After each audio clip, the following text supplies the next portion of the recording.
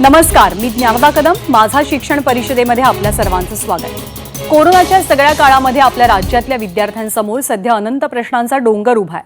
आपल्या समाज व्यवस्थेमध्ये शिक्षणाला मोठं महत्त्व आहे. सध्या अनेकांच्या परीक्षा जरी रद्द झालेल्या असल्या तरी पुढच्या शैक्षणिक वर्षाचं काय होणार? 10वी आणि 12वीचे बोर्डाचे निकाल कधी लागणार? आपली शिक्षण पद्धतीच आता बदलण्याच्या मार्गावर आहे का? ऑनलाईन शिक्षण हेच पुढचं भवितव्य असणार आहे का? आणि सगळ्यात महत्त्वाचं म्हणजे शाळा महाविद्यालय सुरू झाली तरी प्रत्येक संस्थेला प्रत्येक मुलाची काळजी घेणं अगदी सहज शक्य होणार आहे का? सध्या पालकांची मनस्थिती काय आहे? सध्या मुलांच्या मनात कोणकोणते विचार सुरू आहेत आणि राज्यातल्या शिक्षणाचं भविष्य काय आहे, कसं आहे? कोरोना सोबतचं शिक्षण आणि कोरोना नंतरच्या शिक्षणाचं स्वरूप कसं असेल या सगळ्याविषयी आपण या परिषदेच्या माध्यमातून चर्चा करणार आहोत. आपल्या कार्यक्रमाची 2 सत्र असतील. पहिल्या सत्रामध्ये आपण शाळा महाविद्यालय सुरू होण्यापूर्वीची आव्हानं आणि पुढच्या अभ्यासाचं नियोजन, त्याचं स्वरूप याविषयी आपण बोलणार आहोत. या सत्राचे आपले पाहुणे आहेत माजी शालेय शिक्षण मंत्री विनोद तावडे, त्याचबरोबर पुण्याच्या आर्यन स्कूलचे संस्थाचालक मिलिंद लडगे, सोबतच पालक संघटनेचे प्रतिनिधी सुनील चौधरी आणि शिक्षण तज्ज्ञ माधव चव्हाण आणि मानसोपचार तज्ज्ञ समीर दलवाई, डॉक्टर समीर दलवाई सुद्धा आत्ताच्या या सत्रामध्ये सहभागी होत आहेत. माझी सहकारी भारती सहस्त्रबुद्धे सुद्धा आपल्या सोबत आहे आणि आपण सगळे मिळून आता कोरोना सोबतचं आणि कोरोना नंतरचं शिक्षण, ती शिक्षण पद्धती कशी असेल याबद्दल चर्चा करूयात. सगळ्यात आधी विनोद तावडे, आपल्यासाठी प्रश्न आहे. आपल्या सर्वांचं स्वागत खरं तर या कार्यक्रमामध्ये. आत्ताची शिक्षणाची परिस्थिती तुम्ही कशी पाहताय? काय काय आव्हानं आहेत? आपल्याला जर का आता पुढचं शैक्षणिक वर्ष सुरू करायचं आहे तर कोणकोणती आव्हानं आहेत आत्ता सद्य परिस्थितीमध्ये पालकांसमोर, शिक्षकांसमोर आणि मुलांसमोर सुद्धा?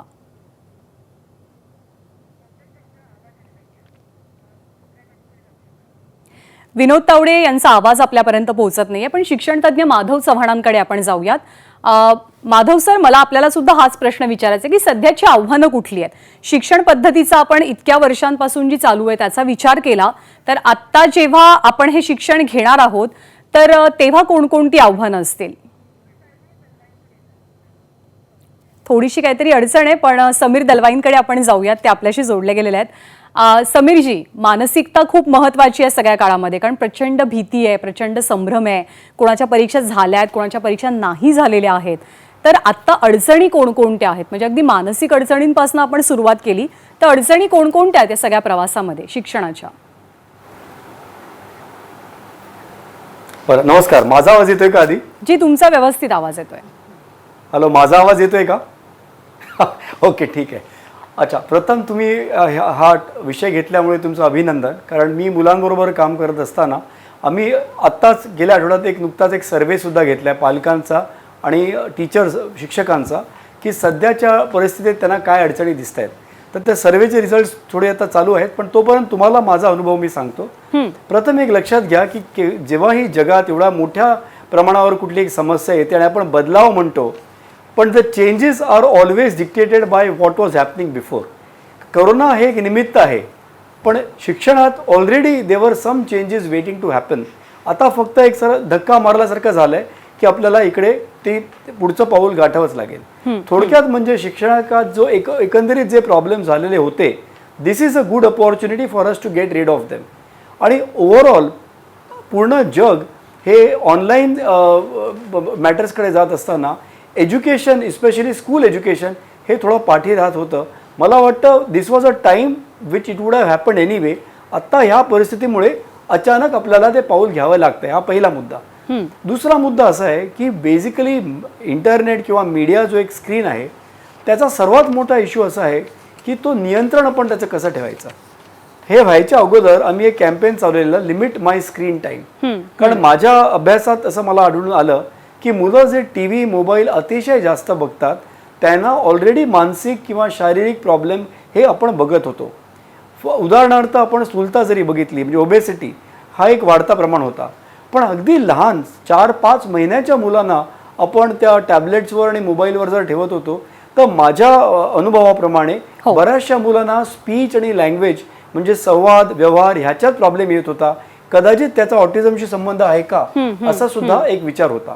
तेव्हा ह्या सर्व चॅलेंजेस असताना आता तर थेट एज्युकेशन म्हणजे शिक्षणच तुमची शाळाच ऑनलाईन आलेली आहे. बरोबर. आता शाळा ऑनलाईन आल्यामुळे काही मुलांना खूप आनंद झालेला आहे, कारण त्यांना हे सर्व जास्त टीव्हीचे जो एक वेळ होता तो त्यांना जास्त मिळतोय.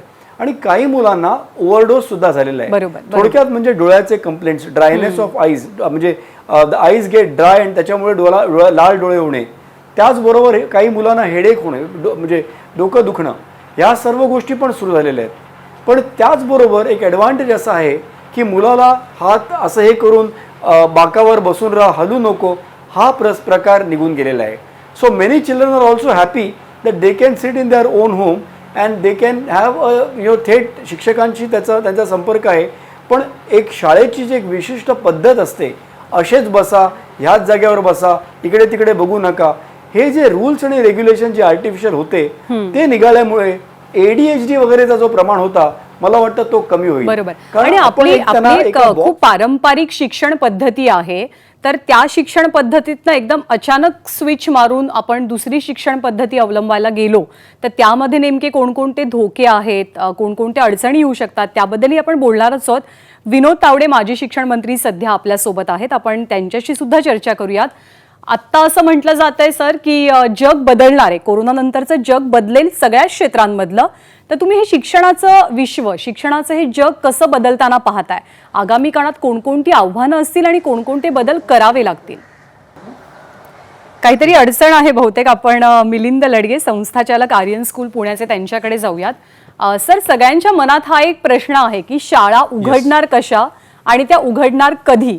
तर तुम्ही आता त्या प्रश्नाचं उत्तर देऊ शकाल का, की काय नेमकी सध्याची परिस्थिती आणि शाळा उघडणं, म्हणजे जनरली आपण जून महिन्यात शाळा सुरू करतो, पण आताची परिस्थिती पाहता हे शक्य आहे का की पुढच्या महिन्याभरामध्ये शाळा उघडतील? ऍब्सोल्यूट.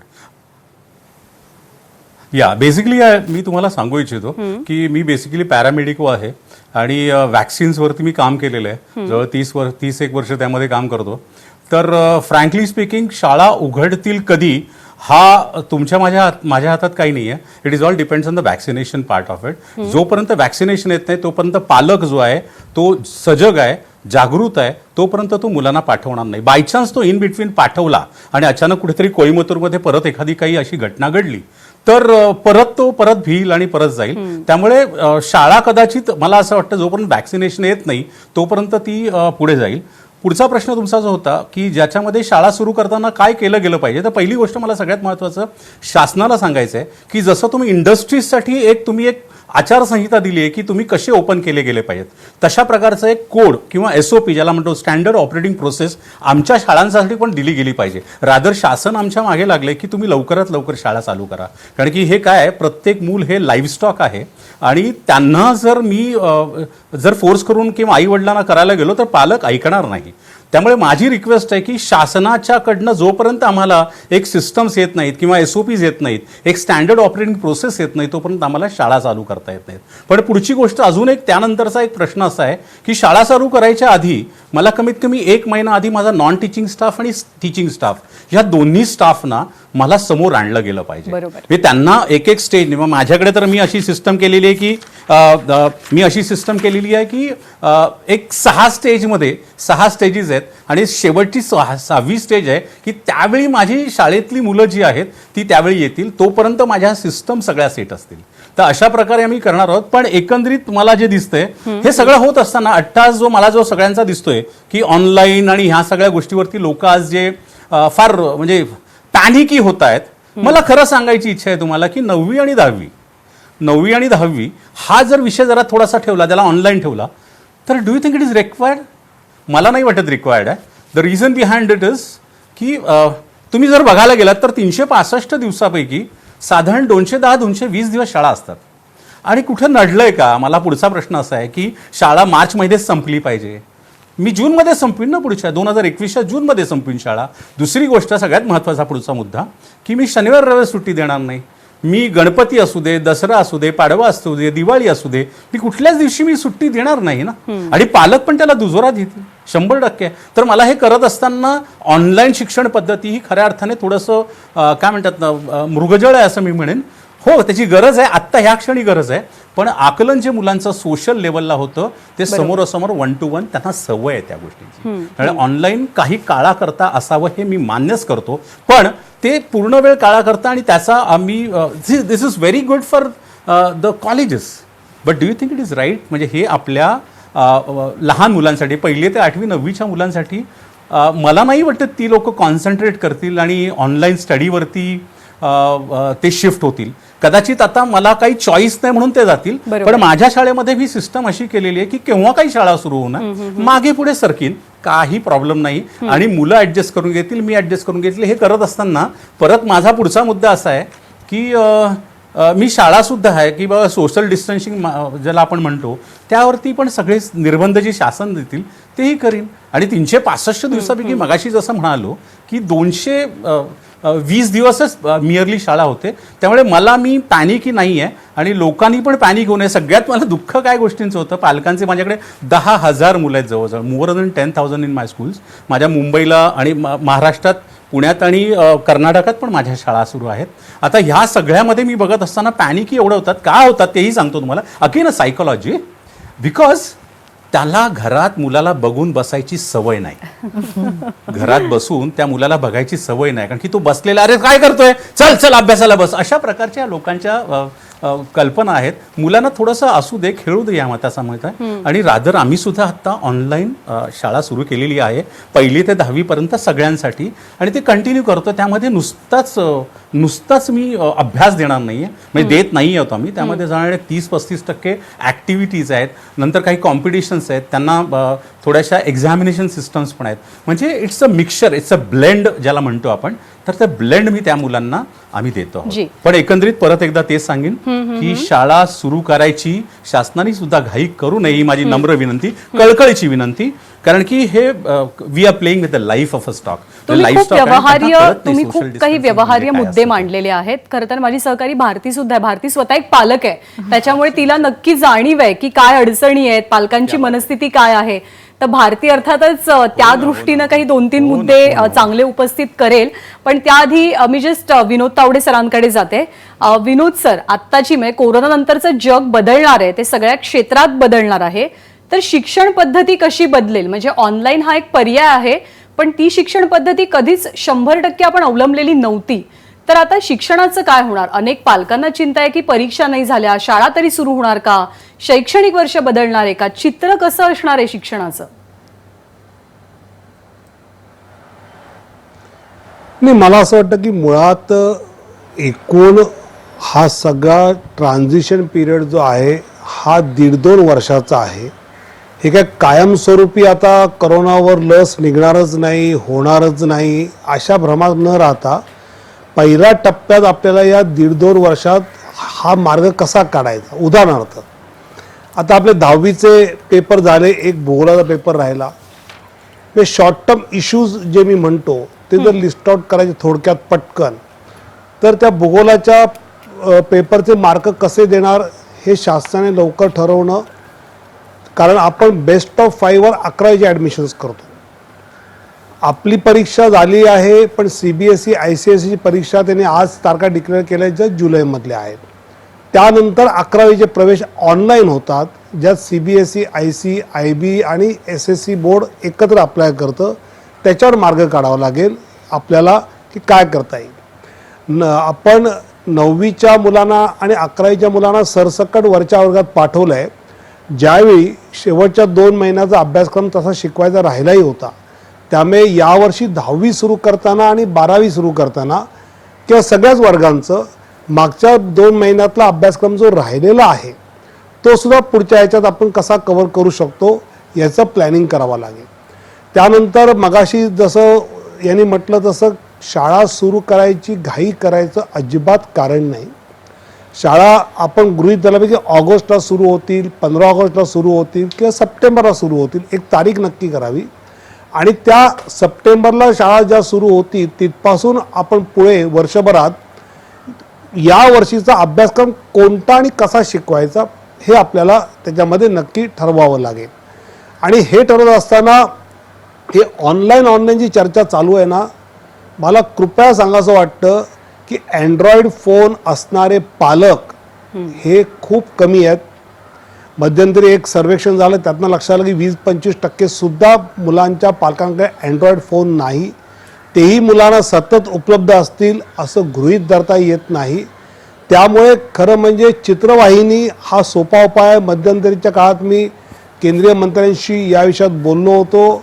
काल घोषणा झाली आहे, त्याचं अजून डिटेल यायचं आहे, पण 12 वाहिन्या येणार आहेत. तर राज्य सरकारने एक वाहिनी आपली याच्यामध्ये ठराविक वेळ घेतला तर मला वाटतं की सलग सगळं ऑनलाईन शिक्षण किंवा वाहिनीच्या माध्यमातून शिक्षण असंही न करता मला यामध्ये सोशल डिस्टन्सिंग असेल तर एक दिवसाआड शाळा करता येईल का? एक दिवस शाळा शाळेत भरेल, एक दिवस शाळा चित्रवाहिनीवर घरी भरेल, अशा पद्धतीने काही पुढे जाता येईल का? याची सुद्धा योजना आपल्याला करावी लागेल. दुसरं सगळ्यात महत्त्वाचं की सलग 4-5 महिने मुलं ही घरी राहून शाळेत येणार आहेत. त्यात काही मुलांचे अनुभव खूप चांगले असतील, काही मुलांचे अनुभव घरातल्या डोमेस्टिक व्हायलन्समुळे अतिशय वाईट असतील, काहींचे मिक्स असतील. तर शाळा सुरू झाल्यानंतर या विद्यार्थ्यांना मानसिकदृष्ट्या नॉर्मल कसं करायचं याचं प्रशिक्षण आपल्या सगळ्या शिक्षकांना देणं अत्यंत गरजेचं आहे. तर ते आपण कसं करणार त्याचा विचार करावा लागेल. आणि त्याचबरोबर हे पुढचं शैक्षणिक वर्षाचा अभ्यासक्रम हा 6-7 महिन्यात करायचा असेल तर आत्ताचा असणारा अभ्यासक्रम कंडेन्स करताना तो केवळ पाठ वाईज न करता कुठल्या गोष्टींची स्पष्टता विद्यार्थ्याला त्या वर्गात झाली पाहिजे, या पद्धतीने करून तो अभ्यासक्रम कंडेन्स करता येऊ शकतो. त्यामुळे मला वाटतं घाबरायचं कारण नाही. हा स्वल्पविराम आहे. या स्वल्पविरामानंतरचं पुढचं जे आहे ते नीट नियोजनबद्ध करू शकतं.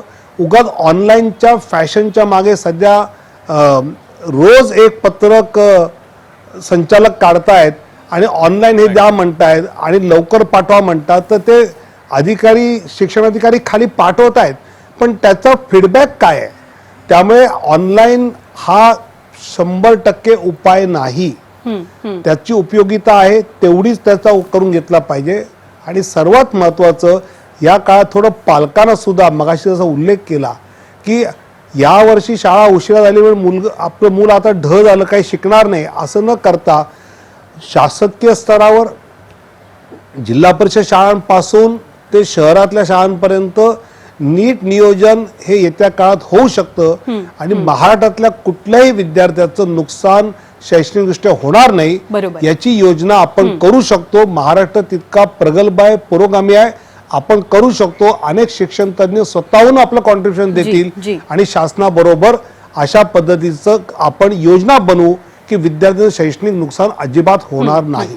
नाही, यामध्ये नियोजन खूप महत्वाचं आहे, कारण प्रश्न आहे मुलांच्या भवितव्याचा, मुलांच्या पुढच्या शिक्षणाचा. त्यामुळे नियोजन सर्वांनी एकत्र येऊन करणं अतिशय महत्वाचं आहे. आपल्यासोबत माधव चव्हाण आणि सुनील चौधरी सुद्धा आहेत. आपल्याला त्यांच्याशीही बोलायचंय, बातचीत करायची आहे, पण एका छोट्याशा ब्रेक नंतर पाहत रहा एबीपी माझा.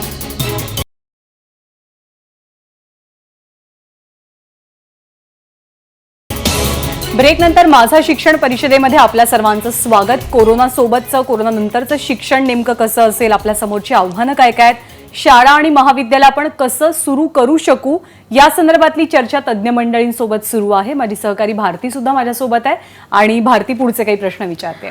खरं तर मला ना माधव चव्हाण सरांना प्रश्न विचारायचा आहे. ते शिक्षण तज्ज्ञ, त्यांचा या विषयाचा अभ्यास आहे. चव्हाण सर, आता येत्या काळात आता आपल्याला संस्था चालकांनी सांगितलं की जोवर लस येत नाही पालकांपुढे त्यांना कॉन्फिडन्स येणार नाही मुलांना शाळेत पाठवायला, तर पूर्ण शालेय शिक्षण कसं बदलेल असं तुम्हाला वाटतंय? पालकांना केव्हा कॉन्फिडन्स येईल आणि त्याच्याकरता लस शोधली जायला पाहिजे की नाही हे काही मी सांगू शकत नाही. पण आता जगभर शाळा हळूहळू उघडायला लागल्यात आणि त्याचं जर आपण थोडंसं बघितलं तर आपण अनुकरण करायला काय हरकत नाही. विशेषतः जी गर्दीची ठिकाणं नाहीत, ग्रामीण भाग आहेत, अशा ठिकाणी स्टँडर्ड ऑपरेटिंग प्रोसिजर जसं मगाशी म्हटलं गेलं तसं जर ठरवलं आणि गावागावामध्ये जर लोकांना सांगितलं की तुम्ही ठरवा शाळा कशी उघडायची ते, तर शाळा उघडल्या जाऊ शकतात. असं खटका दाबल्यासारखं शाळा बंद झाल्या, तशा तऱ्हेने शाळा उघडता येणार नाही ते निश्चित आहे. पण तळच्या थरापर्यंत जर डेलिगेशन ऑफ रिस्पॉन्सिबिलिटी, जबाबदाऱ्या जर खालपर्यंत गेल्या, विकेंद्रित केल्या, तर शाळा उघडणं शक्य आहे. खाजगी शाळांचा निश्चित प्रश्न आहे, कारण तिथे गर्दी खूप असते. शासकीय शाळांच्या मध्ये गर्दी त्यामानाने कमी असते. शासकीय शाळा त्यामानाने जवळच्या जवळ असतात. खाजगी शाळांच्या मध्ये बसनी लांब जायला लागतं. तेव्हा खाजगी शाळांचा निश्चित प्रश्न येणार. पण मला वाटतं ज्या जिल्हा परिषदेच्या किंवा महापालिका शाळा आहेत तिथे आपल्याला सहजगत्या शाळा उघडणं शक्य व्हायला पाहिजे. अर्थात मुलांच्या आरोग्याची आपल्याला काळजी घ्यायला पाहिजे हे निश्चित. आणि त्याकरता तिथला जो कर्मचारी वर्ग आहे, शिक्षक आहेत, त्यांचं योग्य प्रशिक्षण झालं पाहिजे. शाळा व्यवस्थित स्वच्छ राहील याची काळजी घेतली पाहिजे. आणि मुलांना सोशल डिस्टन्सिंग सांगितलं तर एका मर्यादेपर्यंत निश्चित ते त्याचं पालन करू शकतील असं मला वाटतं. पहिल्यांदा आरोग्याची काळजी घेतली पाहिजे, पण शाळा उघडल्या जातील. हे शाळा हे एक लक्षात ठेवायला पाहिजे. जसं शिकवण्याची जागा आहे तसं ते एक प्रकारचं आपल्याकडे पाळणाघर म्हणायचं प्रघात आहे, म्हणजे डे केअर सेंटर आहे. कारण आई वडिलांना कामं असतात. आता लोकांना कळतंय की घरामध्ये आईला, विशेषतः जर आईवर भार पडत असेल तर किती काम करायला लागतं. आणि त्यातून पुन्हा जर तथाकथित ऑनलाईन शिक्षण चालू असेल तर ते मुलाचं शिक्षण पण बघायचं, हे वरच्या थरातल्या लोकांचं आहे. मला असं वाटतं की सुमारे 90-95% लोकांच्या पर्यंत ते तथाकथित ऑनलाईन शिक्षण पोहोचूच शकत नाही. कारण त्यांच्या घरामध्ये ना कॉम्प्युटर्स आहेत, ना इंटरनेट कनेक्शन प्रॉपर आहे. तावडे साहेब म्हणाले त्याप्रमाणे मला वाटतं ज्यांच्याकडे स्मार्टफोन्स आहेत, अँड्रॉइड फोन्स आहेत, अशांची संख्या तशी फार कमी आहे. ग्रामीण भागामध्ये आपल्याला दिसतं की 30-35% पर्यंत आहेत. आणि ज्यांच्याकडे स्मार्टफोन्स आहेत त्यांचे फोन्स घरामध्ये मुलांना मिळतात असंही नाही. तेव्हा शाळा उघडणं याला पर्याय नाही. आणि शासनाने थोडी त्याच्यामध्ये थोडा लोकांना विश्वास द्यायला पाहिजे. ही जी घबराट उडालेली आहे ती आपल्याला टाळता आली पाहिजे. जोपर्यंत हे आकडे वरपर्यंत जात आहेत तोपर्यंत घबराट राहील. पण मला वाटतं जिथे ग्रीन झोन्स तयार झाले तिथे आपण मर्यादा घालून शाळा उघडणे हे निश्चितपणे शक्य होईल आणि क्रमाक्रमाने शाळा उघडाव्यात.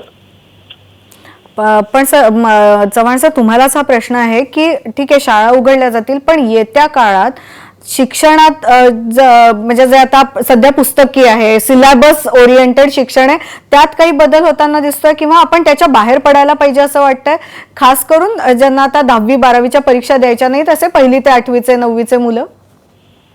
नाही, शिक्षणामध्ये बदल तर व्हायलाच पाहिजे, त्याच्याबद्दल काही प्रश्न नाहीये. हे खरं पूर्वीच व्हायला पाहिजे होतं. ज्या अभ्यासक्रमाची चर्चा आपण एवढी करतो त्या अभ्यासक्रमाचं खरोखरी काय महत्व आहे जर कोणी बघायला गेलं तर ह्या अभ्यासक्रमाचं महत्व हे उच्च शिक्षणामध्ये प्रवेश घेण्याकरता आहे. आणि जर असं बघितलं तर डोलारा कसा बदलत जातो, तर ज्यांना अधिकाधिक उच्च शिक्षण घ्यायचे त्यांच्याकरता ते, आणि ते सुद्धा 12वी पास केलं त्याचा सगळा अभ्यासक्रम कॉलेजमध्ये काय ज्युनियर कॉलेजमध्ये पूर्ण केला म्हणून होतं असं नाही. कारण जाऊन तुम्हाला पुन्हा पुढच्या ऍडमिशन एक्झामिनेशन घ्यायचेच असतात.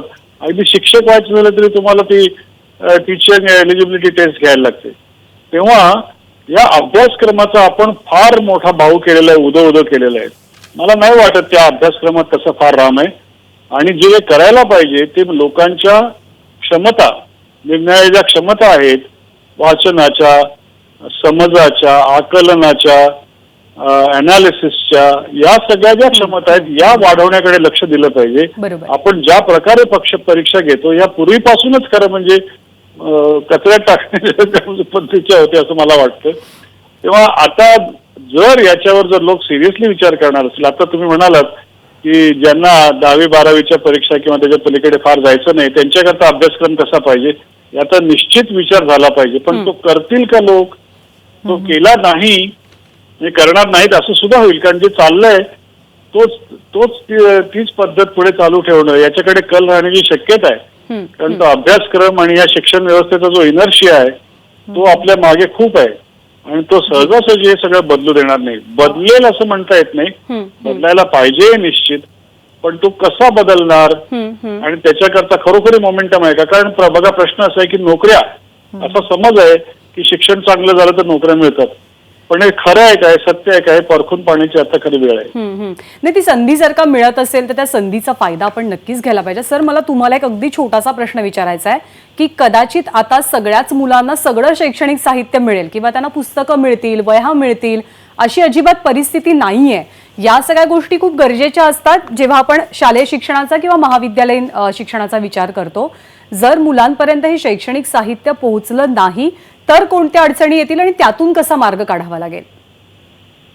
नाही, आता काय शिक्षण द्यायचंय किंवा मुलांना काय शिक्षण हवंय याच्यावर बरंच अवलंबून राहणार आहे ना. तेव्हा आता जर शैक्षणिक साहित्य पोहोचणार नाही जर आपल्याला असं वाटतंय तर त्या शिक्षणाची व्याख्या आपल्याला पुन्हा बदलायला पाहिजे. ज्या पद्धतीने आपण परीक्षा घेतो ती सुद्धा पद्धत आपल्याला बदलायला पाहिजे. आता कसं होतं की सगळ्या विषयांची परीक्षा एका मार्च महिन्यामध्ये का एप्रिल महिन्यामध्ये ठराविक दिवसात पूर्ण करणं असं आपलं ठरलेलं असतं. ती बोर्डाची एक्झाम म्हणजे काय अगदी काय म्हणाल तसं असतं ते. तर तसंच व्हायला पाहिजे का असं तुम्हाला करता येईल की मला इंग्रजीची परीक्षा द्यायची आहे, मला गणिताची परीक्षा द्यायची आहे, अशा तऱ्हेने वेगवेगळ्या विषयांच्या किंबहुना वेगवेगळ्या कौशल्यांच्या परीक्षा लोकांना देता येतील का? आता जर बघितलं तर शासनाकडनं NAS एक्झाम होते, ती आकलनाची परीक्षा असते एक प्रकारे. तर अशा तऱ्हेने आपण परीक्षा पद्धत बदलू शकतो का असा आपल्याला विचार करायला लागेल. आणि अशा परीक्षा घेणं हे आता शक्य आहे. टेक्नॉलॉजीच्या मुळे असं करणं शक्य आहे. तेव्हा आता हे सगळं जे काही विस्फोट झालेला आहे, क्वाइट एक्सप्लोजन झालेलं आहे आणि त्यातनं हे सगळं जे डिस्ट्रक्शन झालेलं आहे त्याच्यातून हळूहळू मार्ग काढायला लागेल. एकदम नाही मार्ग निघणार. बरोबर. खरं तर हा आता माधव चव्हाण सरांनी जो विषय मांडला तो खूप महत्वाचा आहे. पण याच्यावर पालकांना, कारण पालकांची इच्छा असते की आपल्या मुलांनी चांगल्या शाळेत जावं, मग तिथे शाळेत चांगले मार्क मिळवावे. तर आता या परिस्थितीत जेव्हा कोरोना आहे, शाळा सुरू नाही आहेत आणि बऱ्यापैकी शाळांकडनं म्हणजे ऑनलाईन एज्युकेशनसाठी सांगितलं जातं की झूमवर क्लासेस घ्या, तेव्हा पालकांना काय वाटतं, त्यांना काय गरजेचं वाटतंय? सुनील चौधरीजी, तुम्ही आमच्या बरोबर आहात पालक प्रतिनिधी म्हणून. तुमचा मुलगा 7वी 8वीत आहे, तुमची काय अपेक्षा आहे सध्या आणि शाळेकडनं तुम्हाला कसा प्रतिसाद मिळतोय? हॅलो, महत्वाचं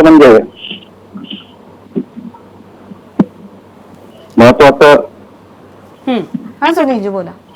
महत्वाचं असं आहे की ऑनलाईन शिक्षण पद्धती सध्या ज्या पद्धतीने आमच्या शाळा चालू करत आहे, मुळात पालकांना ह्या गोष्टीचा फार काही शौक आहे किंवा असं काही आहे बघा, 1-2 तज्ञांच्या मनात बोलण्यात सगळेच पालक एका असं रांगेमध्ये उभं करून चालणार नाही. वेगवेगळे आपल्या आपल्या परिस्थितीनुसार प्रत्येक पालक डील करत असतो मुलांच्या ह्याच्याशी.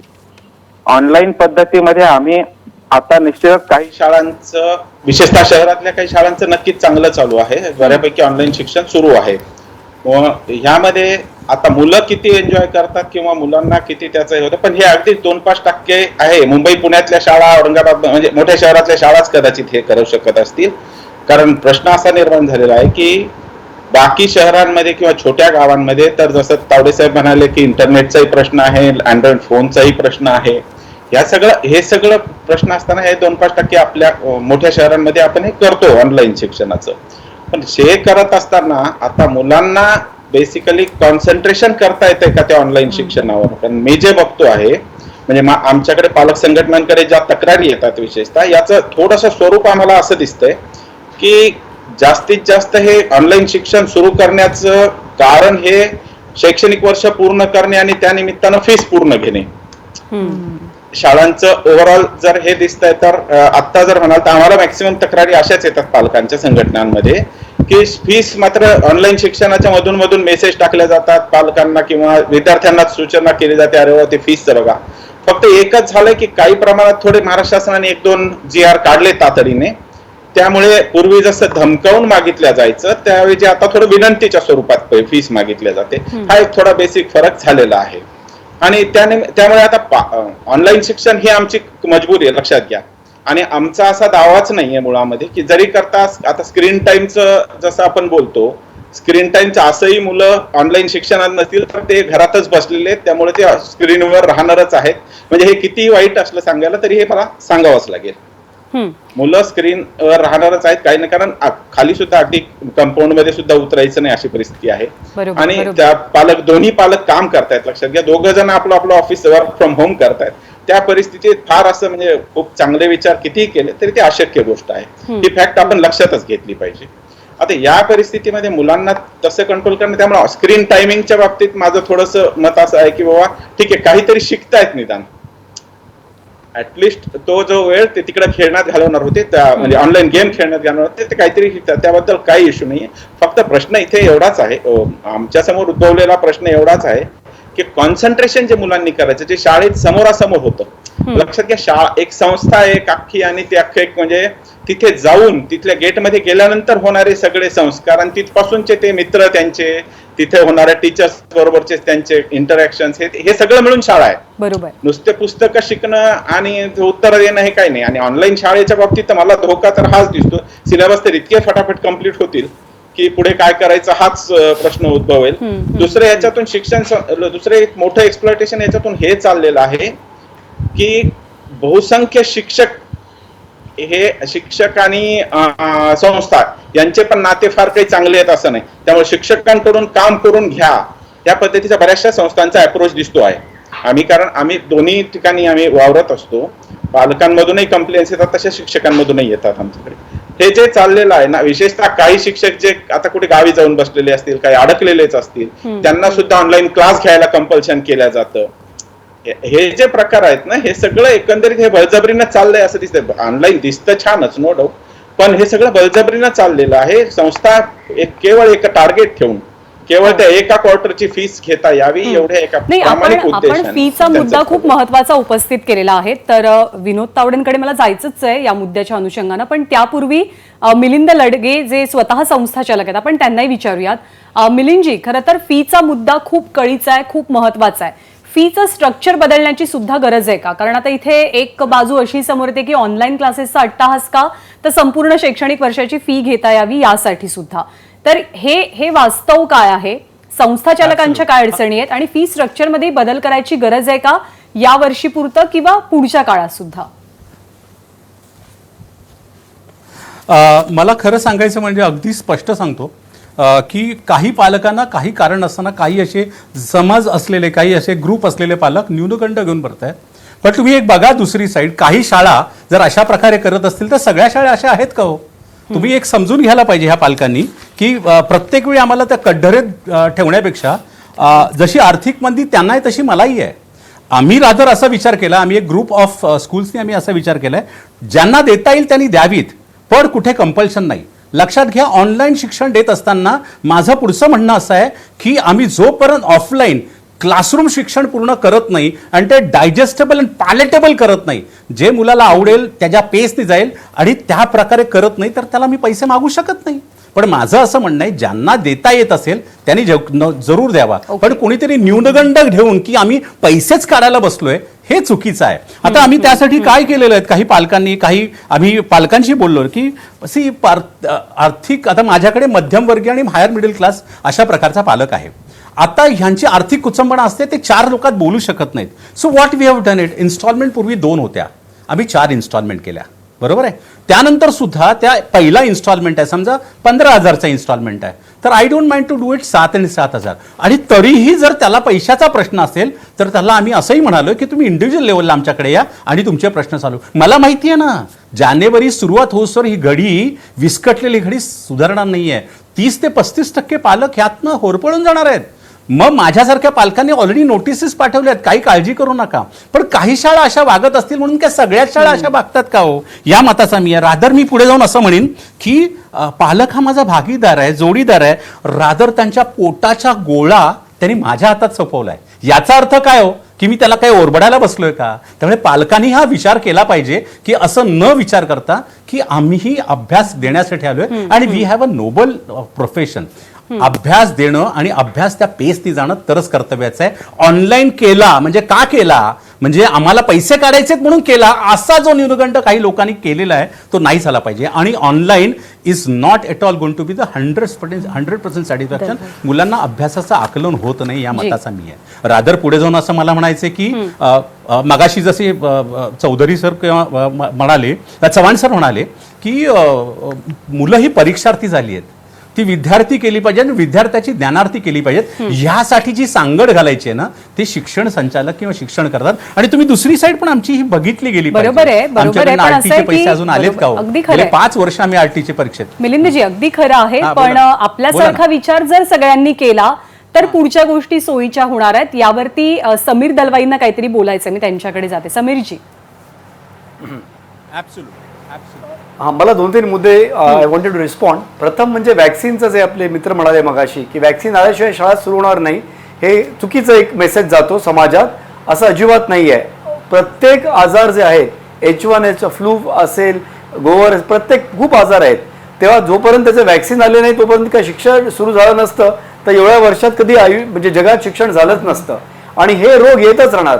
तेव्हा वॅक्सिन आल्याशिवाय काही शाळा सुरू होऊ शकत नाही, हा मेसेज देणं मला वाटतं त्यांचा अर्थ सुद्धा तो नव्हता. पण मला ते क्लिअर करायचं आहे, वॅक्सिन येऊ की नका येऊ, शिक्षणाचा त्याच्याशी डायरेक्ट संबंध नाही. दुसरा फॉर्च्युनेटली असा मुद्दा आहे की करोनामुळे लहान मुलांना बाधित जरी झाली तरी त्यांना जास्त बाधा होत नाही, म्हणजे त्यांना इलनेस किंवा इन्फेक्शनचे सिम्पटम्स आणि डिझीज जास्त होत नाहीये. तर मुलांना खरं जर इन्फेक्शन झालं तर प्रॉब्लेम नाही आहे, पण ते घरी गेल्यावर आजी आजोबा असतील, सिनियर सिटीजन असतील किंवा पालकांना इतर काही कोमॉर्बिडिटीज असतील, डायबिटीजचे रुग्ण असतील, तर त्यांना तो करोना मुलांकडून जर झाला तर तो ॲक्च्युली त्यांना जास्त घातक होऊ शकतो. एक गंमत म्हणून सांगतो, मी आमची इंडियन अकॅडमी ऑफ पिडियाट्रिक्स म्हणून बाळरोग तज्ज्ञांची संस्था आहे, त्याचा मी एक जॉईंट सेक्रेटरी आहे. आता आम्ही ऑनलाईन कन्सल्टिंग सुरू केलेलं आहे डॉक्टरांनी, पिडियाट्रिशियन्सने, पण पेशंट्सच कमी येत आहेत. त्याचं कारण हे आहे की मुलं जर घराच्या बाहेर पडत नसली, इकड तिकडचं खात नसली, इथे तिथे जात नसली, इकड तिकडचं पाणी पित नसली आणि खास इतर मुलांच्या संघटित राहत नसली, तर व्हायरल इन्फेक्शन कुठल्याही, करोनाचंच नाही, ओव्हरऑल व्हायरल इन्फेक्शन कमी होतो. प्रदूषण सध्या कमी आहे म्हणून अस्थमा रिलेटेड ॲलर्जीचा पण प्रॉब्लेम कमी आहे.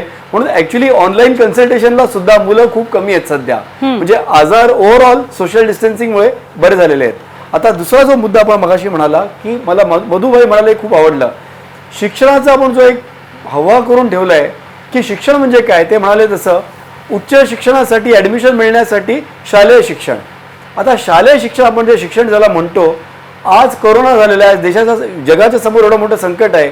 आपण कुठलाही बोर्ड घ्या, SSC घ्या, IB घ्या, ICSE घ्या, CBSE, कुठल्या मुलाला माहिती आहे आज काय केलं पाहिजे, त्याच्या शिक्षणात आपण हे इन्क्लूड केलेलं का? म्हणजे आपलं शिक्षण जे आहे पुस्तकी आहे, हे मार्क बेस्ड आहे आणि पुढे ॲडमिशन मिळण्यासाठी बेस्ड आहे, त्याचा नोकरीशी काही संबंध नाही. बरोबर बोलले ते मगाशी. आणि म्हणून तो शिक्षणाचा पालकाने विचार केला पाहिजे. कारण दुसरा एक मुद्दा तुम्ही मगाशी फीचा म्हटलात, माझे आई वडील पण एक शाळा चालवतात. आमच्याकडे अगदी खालच्या वर्गातल्या फायनान्शियल वर्गातल्या लोकांची मुलं येतात. अगदी जुलै ऑगस्टची फी अजून यायची आहे, पण जर फी आली नाही तर खाजगी शाळेत शिक्षकांना सॅलरी कशी द्यायची, पगार कसा द्यायचा, त्यासाठी काय सरकार दिल्लीहून पैसे पाठवत नाही आहे. तर जर शिक्षकांना पण एप्रिल मेचा पगार द्यायचा असेल, त्यांचं पण घर चालायचं असेल, तर त्यासाठी फी आली पाहिजे. आता मी 2-4 लाख फी घेणाऱ्या शाळांच्याबद्दल बोलत नाही आहे, पण ज्या सिम्पल शाळा आहेत, ज्याच्यात लोअर मिडल क्लास ज्या शाळेत येतो, त्यांची फी जी कमी आहे, त्यांना खिशातून एप्रिल मेचे जर 30-40 शिक्षक असले तर ते फी कुठून, त्यांना सॅलरी कुठून देणार, हा एक मुद्दा आहे. पण शेवटी शिक्षणाचा मेन प्रॉब्लेम आहे पालकांकडे. पालकांनी विचार, it is market driven. Demand आहे म्हणून शाळा आहेत, एका प्रकारचा डिमांड आहे म्हणून त्या प्रकारच्या शाळा आहेत. पालकांना हवी शाळा ज्याचं नाव मोठं आहे, जिथे तिकडे फॅशनेबल आहे, जिथे त्यांना वाटतं की ज्या टाईपचं एज्युकेशन त्यांना मिळेल. त्यामुळे schools provide that because they have to supply the demand. जोपर्यंत पालक, आणि हे मी आमच्या शाळेचे शिक्षक आहेत, संस्था आहे, त्याच्यात मी हा मुद्दा काढलेला की तुम्ही हे ऑनलाईनचं सुरू करता अगदी मार्च महिन्यात, ज्यांच्या घरी लॅपटॉप वगैरे नाही हो त्यांचं काय. तर मला थेट त्या लोकांनी असं उत्तर दिलं की अर्ली चाइल्डहुड असोसिएशन म्हणून आहे की पालकांचंच डिमांड आहे की आम्ही फी देणार नाही, तर आम्हाला एज्युकेशन मिळालं नाही म्हणून आम्हाला ऑनलाईन करावं लागतंय. तुम्ही मला एक सांगा, प्री प्रायमरी म्हणजे 1.5-2 वर्षाच्या मुलांना काय ऑनलाईन शिकवताय तुम्ही? त्यांना खरं तर आम्ही असं म्हणतो की त्यांना रिडिंग रायटिंग 5 वर्षापर्यंत गरज नाही, पण मुद्दा बघा तुम्ही कसा सेटअप केलेला आहे. स्कूल्स हॅव बीन सेटअप, त्यांचा एवढा खर्च आहे. प्री स्कूल, प्ले स्कूल, काही म्हणा, त्यांचा एक सेटअप आहे, त्यांचे खर्च आहेत. पालकांना सुद्धा वाटतं की आमची मुलं तिकडे जावी, आणि म्हणून पालकांचा पण एक अट्टहास आहे. सर्वांचं असेल असं नाही की माझं मूल शाळेत जावं आणि त्याला ऑनलाईन पण असलं पाहिजे. डॉक्टर दर्वे, तुम्ही we cannot only blame on the schools, आणि पालकांनाही तो विचार केला पाहिजे. डॉक्टर आणि एकच दर्वे, मला मुद्दा अजून म्हणायचा आहे. तुम्ही शिक्षणाच्या बद्दल म्हणताय की हाऊ विल, बोला. नाही तुम्ही मांडताय तो त्याच्यावर येऊच आपण, पण आता तुम्ही एक खूप महत्वाचा मुद्दा मांडला, चव्हाण सरांनी पण तो मुद्दा मांडला की आपण पुस्तकी शिक्षणाबद्दल बोलतो आहे आणि फक्त सिलेबस कम्प्लीट करणं हा सध्या आपला सगळ्यांसमोरचा मुद्दा दिसतो. अगदी पालकांनाही तेच वाटतं की सिलेबस कम्प्लीट व्हायला हवा. माझा प्रश्न तावडे सरांना आहे की अशा परिस्थितीत जेव्हा आणीबाणीची परिस्थिती आहे, जगभर कोरोनासारखा एक रोग आहे ज्याच्याशी आपण लढतो आहे, अशा वेळी खरंच शिक्षणाचा पॅटर्न बदलून काही समाज शिक्षण म्हणा किंवा काही वेगळं शिक्षण द्यायला पाहिजे का या मुलांना, शालेय मुलांना जे अगदी 3 वर्षापासून शाळेत जायला सुरुवात करतात? विनोद सर, तुमच्याकडनं या प्रश्नाचं उत्तर घ्यायचंच आहे, पण आपल्याला एक छोटासा ब्रेक घेणं खूप गरजेचं आहे आता. तर भारतीच्या प्रश्नाचं उत्तर आपण घेऊच यात, पण एका छोट्याशा ब्रेक नंतर पाहत रहा एबीपी माझा.